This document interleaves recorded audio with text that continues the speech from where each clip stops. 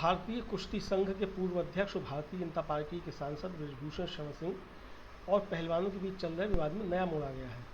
आंदोलन का नेतृत्व करने वाले पहलवानों में से एक पहलवान साक्षी मलिक ने बड़ा दावा करते हुए वीडियो जारी किया है। इस वीडियो के माध्यम से लोगों के सामने आंदोलन की पूरी हकीकत और इसके हर पहलू के बारे में बातचीत की है। बाद में साक्षी मलिक ने एक ट्वीट किया और कहा कि वीडियो में हमने तीरथ राणा और बबीता फोगाट पर तंज कसा था कि कैसे वे अपने स्वार्थ के लिए पहलवानों को इस्तेमाल करना चाह रहे थे और कैसे पहलवानों पर जब विपदा पड़ी तो वे जाकर सरकार की गोद में बैठ गए। हम मुसीबत में जरूर हैं, लेकिन हाथ से बोल इतना कमज़ोर नहीं होना चाहिए कि ताकतवर को काटी चुटकी पर आप हंस भी ना पाएँ। तो क्या है पूरी कहानी, आइए सुनते हैं साक्षी मलिक की जुबानी। सभी को नमस्कार।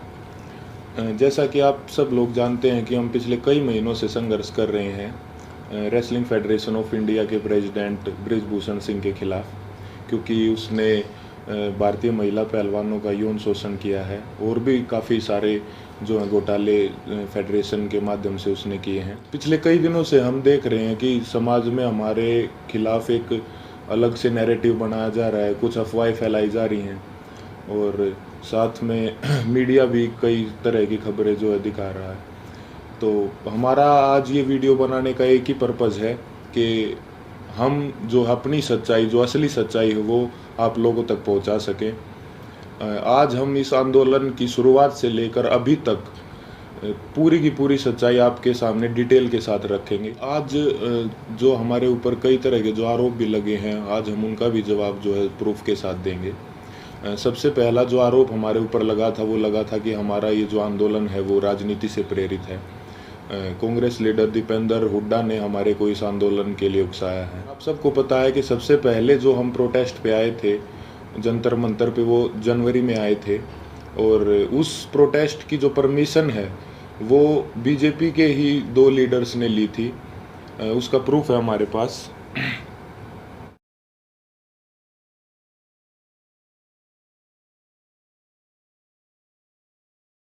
प्रोटेस्ट की जो परमिशन जो जंतर मंतर थाने से ली गई थी वो बीजेपी लीडर तीरथ राणा और बीजेपी लीडर बबीता फोगाट ने जो वो परमिशन ली थी, जिसका प्रूफ भी अभी हमने आपको दिखाया। तो ये कैसे हो सकता है कि ये आंदोलन जो है वो कांग्रेस ने करवाया? गारंटी के साथ बोल सकते हैं कि 90% जो कुश्ती से जुड़े लोग हैं, चाहे वो पहलवान हो या कुश्ती से जुड़े हमारे कोचेज हों, उन सबको जो है ये पता था कि 10-12 साल से जो इस तरह की छेड़छाड़ जो महिलाओं के साथ जो है हो रही है या उन किसी और कुछ लोगों ने देखा भी था, जिसका प्रूफ मीडिया में कुछ कोचेज ने दिया है। कई लोग जो है इसके खिलाफ आवाज़ उठाना भी चाहते थे, लेकिन हमारी जो रेसलिंग कम्युनिटी है उसमें एकता की कमी थी।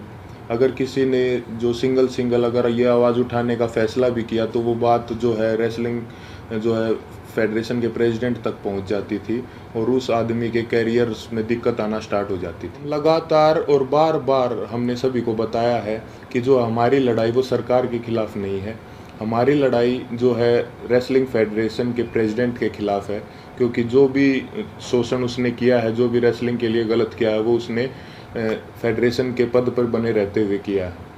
और हमारी लड़ाई सरकार से वैसे भी नहीं हो सकती, क्योंकि जो मैंने अभी आपको पीछे बताया कि जो है बृजभूषण भी जो है वो रूलिंग पार्टी से ही सांसद है और जो जिन्होंने प्रोटेस्ट की परमिशन ली वो भी जो है बीजेपी के ही लीडर हैं।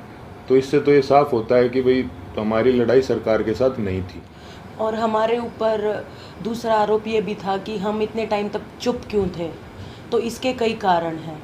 सबसे पहले तो एकता की बहुत कमी थी, एक साथ कभी हम हो ही नहीं पाए।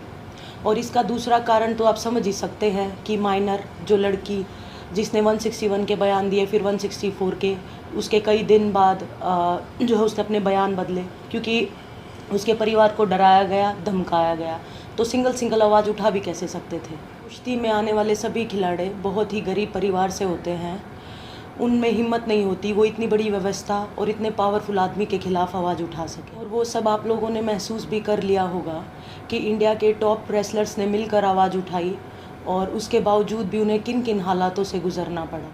28 तारीख को महिला पहलवानों के साथ जो व्यवहार हुआ वो पूरे देश ने देखा है। कैसे उनको ज़बरदस्ती घसीटा गया और कैसे जो उनको ज़बरदस्ती अरेस्ट किया गया जबकि हमने कोई भी जो है कानून नहीं तोड़ा था, ना ही किसी संविधान का उल्लंघन किया था।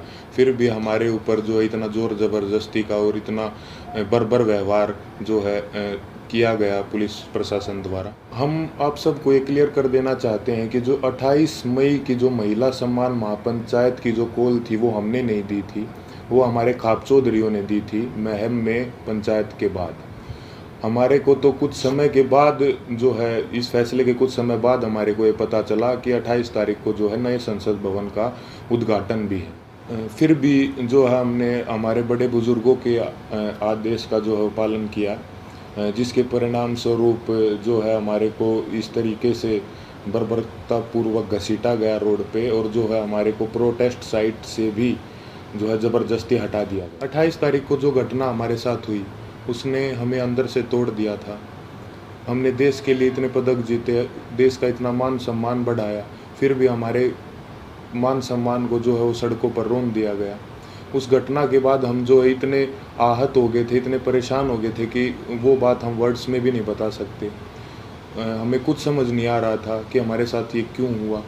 उसके बाद हम सब ने अपने सारे मेडल्स गंगा जी में विसर्जित करने का फैसला लिया, क्योंकि हमें वो अपने सारे मेडल्स बेईमानी नज़र आ रहे थे। लेकिन फिर हरिद्वार में भी हम सब इस तंत्र की साजिश का शिकार हो गए। जैसे ही हम हरिद्वार में अपने मेडल बहाने पहुँचे तो तंत्र से जुड़ा एक आदमी बजरंग का हाथ पकड़ के साइड में ले गया और उससे पता नहीं कितने नेताओं की बात करवाई कि आप रुको, आपके बारे में मीटिंग चल रही है और आपको न्याय भी मिल जाएगा, आप बस 7 बजे तक रुको। और कैसे भी करके जो है 7 बजे तक बजरंग को जो है रोक के रखा, और एग्जैक्ट 7 बजे तंत्र से जुड़े और भी इसी तंत्र से जुड़े लोग पता नहीं कितनी संख्या में वहाँ पे पहुँच जाते हैं। और वहाँ पे जो है व्यवस्था इस तरह की बन जाती है कि अगर उसके बाद हम मेडल बांटे जाते तो वहाँ पे हिंसा भी हो जाती। तो वहाँ भी हमने फिर समझदारी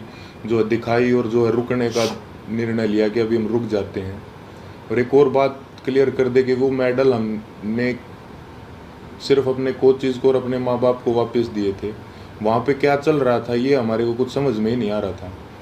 हम उस मानसिक स्थिति में थे ही नहीं कि हम वहाँ पे किसी साजिश को या वहाँ पे क्या चल रहा है इस चीज़ को समझ पाते। हम बहुत ही एक तनाव में और एक बहुत दुखी मन के साथ अपने जीवन की पूरी कष्ट कमाई को वहाँ लेके गए थे। लेकिन वहाँ पे क्या हुआ उसको, क्योंकि हम जो है आंदोलनकारी नहीं है ना, हमें एक्सपीरियंस है, हमने जो है पूरी ज़िंदगी कुश्ती करी है ना, सोशल लाइफ भी नहीं जिए, तो कई बार इस तरह के जो माहौल क्रिएट होते हैं वो नहीं समझ में आते। साथ में हम अपनी ज़िंदगी की पूरी कमाई वहाँ पर लेके गए हुए थे। इस घटना के बाद हमारी मानसिक स्थिति ऐसी हो गई थी कि हमें कुछ भी समझ नहीं आ रहा था कि कौन हमारे साथ है, कौन जो हमारे खिलाफ है, कौन इस तंत्र का हिस्सा है। हम दिमागी रूप से बिल्कुल जो है ब्लैंक आउट हो गए थे। और फिर उसके बाद कई लोग हमारे को मिलते रहे, कुछ समझाते रहे, हमारे को कुछ समझ नहीं आ रहा था कि किस पे विश्वास करें और किस पे ना करें। इसी बीच ये समझाया गया हमको कि होम मिनिस्टर सर से आपको मिलना चाहिए, क्योंकि जो है सारे समाधान वहीं से निकलेंगे। हम वहाँ पे सिर्फ अपनी बात रखने के लिए गए थे। और अब ये भी सुनने में आ रहा है कि कई खापे जो हैं वो हमसे नाराज़ हैं। मैं सबसे हाथ जोड़ के यही विनती करना चाहूँगा कि आप प्लीज़ अफवाहों पे ध्यान मत दो। अगर अनजाने में हमसे कोई गलती भी हुई हो तो हमें माफ़ करो। इतने दिन लगातार संघर्ष करने के बाद, इतने लोगों से मिलने के बाद हमने क्या महसूस किया है, क्या सीखा है, ये तो अभी हम आपको वर्ड्स में नहीं बता सकते। लेकिन हमने कई ऐसे इंसान भी देखे हैं हमारे साथ, और कई ऐसे संगठन देखे हैं जो निस्वार्थ भाव से जिन्होंने हमारा समर्थन किया है। हम उनका दिल से धन्यवाद करना चाहेंगे। संयुक्त किसान मोर्चा ने जो है पूरे जी जान से धरातल पे भी जो है हमारा जो समर्थन किया है। भाई चंद्रशेखर रावण का भी मैं दिल से धन्यवाद करना चाहूँगा, क्योंकि ये तंत्र जात पात में हमको बांटना चाहता था, लेकिन उस भाई ने हमारी दिल से सपोर्ट की है। तो चंद्रशेखर भाई का भी दिल से धन्यवाद। सत्यपाल मलिक जी का भी मैं धन्यवाद करना चाहूँगा कि उन्होंने हमारे को प्रेरित किया कि कैसे बेबाकी से अपनी बात जो है रखी जाती है। साथ ही सभी महिला संगठनों का भी मैं जो है दिल से धन्यवाद करना चाहूँगा कि उन्होंने जितनी ताकत उनमें थी हमारा सपोर्ट किया है। साथ ही छात्रों का भी, हर एक उस इंसान का जो निस्वार्थ भाव से हमारे पास हमारे समर्थन के लिए आए हैं, उनका हम दिल से धन्यवाद करना चाहेंगे। और हम चाहेंगे कि आगे भी मुसीबत के समय में आप हमारा ऐसे ही साथ दें। इसके लिए मैं धन्यवाद करना चाहूँगा बीजेपी लीडर जो हैं बबीता जी और तीर्थ राणा जी का, कि उन्होंने जो है पहलवानों को एकजुट करने का काम किया। साथ ही उन्होंने इस आवाज़ को उठाने के लिए उन्हें मोटिवेट भी किया। उसके बाद इन्होंने ही सरकार के साथ जो है मीडिएटर बन के जो पहलवानों को एक कमेटी का नाम दे के जो है आश्वासन दिलवाया सरकार से, यही उसके बीच में जो है मीडिएटर थे। हालांकि वो बस एक आश्वासन ही निकला, क्योंकि उसके बाद जो है उस कमेटी का कोई रिजल्ट नहीं निकला और रेसलिंग फेडरेशन ने अपना काम वापस से वैसे ही सुचारू रूप से जारी रखा, जिसकी वजह से फिर हमें 3 महीने के बाद वेट करके जब हमें न्याय नहीं मिला तो हमें दोबारा जो है वो जंतर मंतर पर आना पड़ा। हम अपने माध्यम से सभी देशवासियों को ये संदेश भी देना चाहते हैं कि कभी भी किसी के साथ भी अगर कोई अन्याय होता है तो हमें जो है हमेशा ही एकजुट होने की जो ज़रूरत रहती है और होना चाहिए हमें एकजुट, क्योंकि हमने इतने इस दौर में यही महसूस किया कि कहीं ना कहीं तंत्र हमारी एकता की कमी है, जो हम बटे हुए हैं उसका ही ये फ़ायदा उठाता है। किसी के साथ भी अन्याय हो तो आप प्लीज़ एक साथ आइए। अन्याय के खिलाफ निस्वार्थ और सच्चे मन से अगर हम कभी भी एकजुट होकर अन्याय के खिलाफ आवाज़ उठाते हैं तो आत्मा को बहुत संतुष्टि मिलती है। धन्यवाद।